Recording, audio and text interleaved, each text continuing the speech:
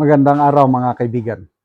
Bigyan natin ng reaction opinion itong video posted by Reaction Video PH, interview ng Bilyonaryo News Channel kay Adolf Ascuna. Siya po ay isa sa mga framers or utak, yung sumulat o nagbuo ng 1987 Constitution. At the same time, retired Supreme Court Justice. Nako, nagsalita siya laban sa mga kongresista sa Committee on Justice, Loistro, Ridon at iba pa. Nasopalpal sila ng framer, one of the framers ng 1987 Constitution. Pakinggan natin ang balita. Para mismo kay retired Supreme Court Associate Justice Adolfo Ascuna, masyado nang babad sa media ang impeachment hearing ng Kamara laban kay VP Sara. May komento rin ang isa sa framers ng 1987 Constitution sa paghahambing sa kaso ng bise sa nabasura ng impeachment ni PBBM. Sang-ayon si retired Supreme Court Associate Justice Adolfo Ascuna sa hirit ng kampo ni Vice President Sara Duterte na tila nagiging fishing expedition na ang House impeachment proceedings laban sa bise. Ang masusing pagbusisian niya sa SALE ni Duterte ay trabaho na ng Senado. There's a limit to what they can subpoena. Essentially, they should not try to improve the evidence submitted by the complainants. They should examine what are the evidence submitted by the complainants. Piit ni Ascuna na dapat low-key lang ang mga pagdinig ng House Justice Committee. Nagiging teleserye, naputol lang. Babad na sa media.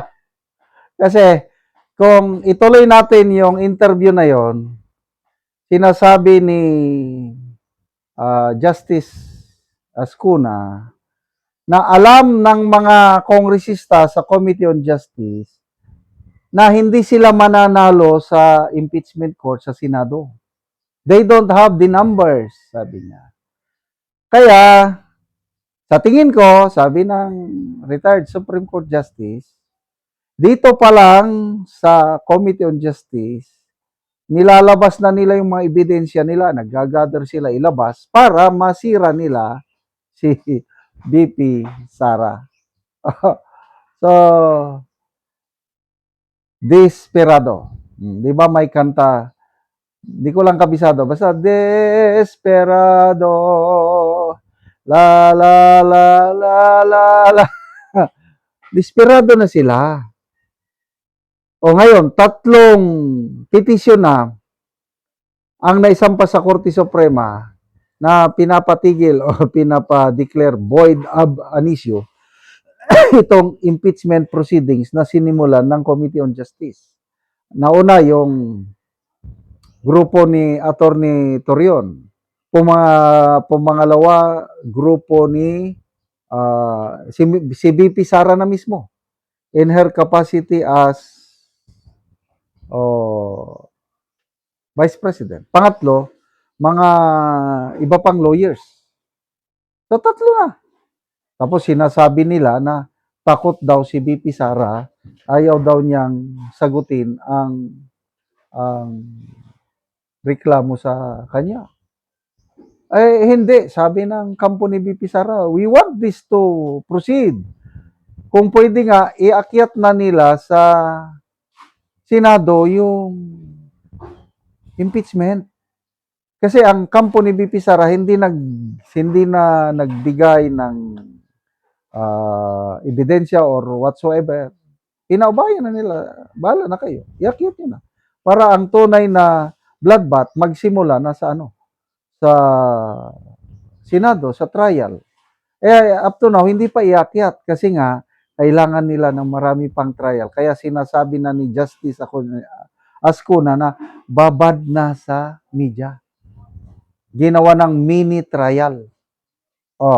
Yung mini trial na yan, galing mismo sa bibig ni Chairperson Luistro ng Committee on Justice. Mini trial daw. Saan ka makakita ng mini trial? There is no such thing as mini trial. 2 lang ang stages ng impeachment. Una is preliminary investigation or inquiry investigation lang to determine probable cause. Para bang piskalya lang itong mga ano. I-evaluate lang ang mga ebidensyang presented. Hindi yung magkalap ng dagdag ebidensya. Ang ginagawa, nangangalap ng ibang ebidensya. Kaya mismo si Justice Ascuna sinasabi nga, they are doing a fishing expedition. Kaya yun ang inireklamo sa Supreme Court na ipatigil yung fishing expedition. Trabaho ng impeachment court yung mag-produce ng mga SALN, mga bank records at iba pa. Bubutuhan yan ng impeachment court. Example, bank record ni BP Sara. Merong mag-motion. I move that the bank records of the Vice President be subpoenaed from the banks to determine kung meron nga siyang illegal wealth o wala. Pag may motion na sa impeachment court sa Senado, bubutuhan yan ng mga senador, judges. Kung mas marami yung magsabi, no, we will not allow it. Walang i-present na bank records. Kung majority ang magsabi na yes, i-present. Ayan, that's the only time na ganun yun. Sa ngayon, ang mga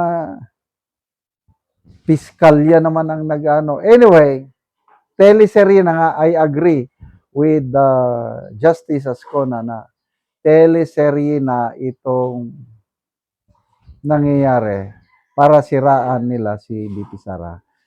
Malala ko may salita si payag ni ex-Senator Trillanes. Kahit hindi makonvict si BP Sara sa Senado, okay lang. Kasi, paniniwala ko, sabi ni Trillanes, na once na mailabas namin ang mga ebidensya laban sa kanya, ang mga Pilipino hindi madaling makalimot, matatandaanan nila na magnanakaw si BP Sara. Ang galing, ano? Oh. Kung magnanakaw si BP Sara, bakit siya ang palaging nangunguna sa mga survey? Yung latest survey ng WR numero, 53% sa mga respondents nagsasabi they do not like yung impeachment proceeding. Hindi dapat matuloy. 53 32 lang yung nagsabing yes, ituloy nyo. 15% ayaw. Di mas maraming Pilipino na ayaw matuloy ang impeachment ni BP Sara. Kung ako ang yung tatanungin, gusto kong matuloy para once and for all matuldukan ng issue. Kasi mananalo at mananalo si BP Sara sa kanyang impeachment case pagdating sa Senado. Salamat mga kaibigan sa inyong pagsubaybay sa ating channel. Nakakatulong kayo ng malaki sa tribong Talanding ng Bukidnon dahil ang sweldo natin sa channel na ito is pantulong po sa tribo. Namimigay tayo ng libreng yero at pako para makapagpatayo sila ng mas maayos na tirahan. Panoorin nyo ang video na ito.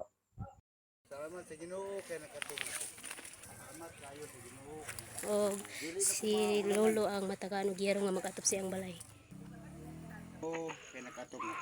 So mo ni ang balay ni Lolo. So mga busog na gyud yang abuan ni Lolo. So matod ni ang kuan nga tuluan na giapit-apit ng mga yero. So makita nimo. Kung muulan tuluan na gid kay sila kay apit-apit ng yero. So atong makita karon kay niya tagaan man sila yero, mag-atop sila karon. So mo nilang ilang atupan. Na ilang turgananan kay ulanan na sila kung kuan sila kung mabasa sila ulan kung mag-ulan. Mo ni ang ilang atupan nga ilang balay. Pasabok. Nato si Lolo o si Lola sila pag-atop sila balay. So managid og atop managid Lola o Lolo ang ilang balay. So kita gid nimo ba nga nindot na kayo kay na managid og taod ang yero.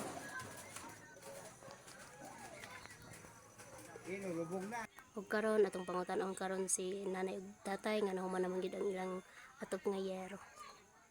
So unsa inyong masulti tatay ug nanay nga nahuman na gid mo og atop sa inyong balay? Salamat sa Ginoo nga natabangan kami. Ulanan. Oo. So, pila na imong edad tay? 63. Si nanay? 66. So, namoy anak. Naa. So, tanan na namin nyo. Tanan na. So, Walo, pila ka tuig ni ang inyong balay nay? Nga nainato na, nga na, giapid-apid na lang ang yero. Napulo na. Sige. At sa Ginoo. Salamat kayo sa Ginoo. Sige, salamat po.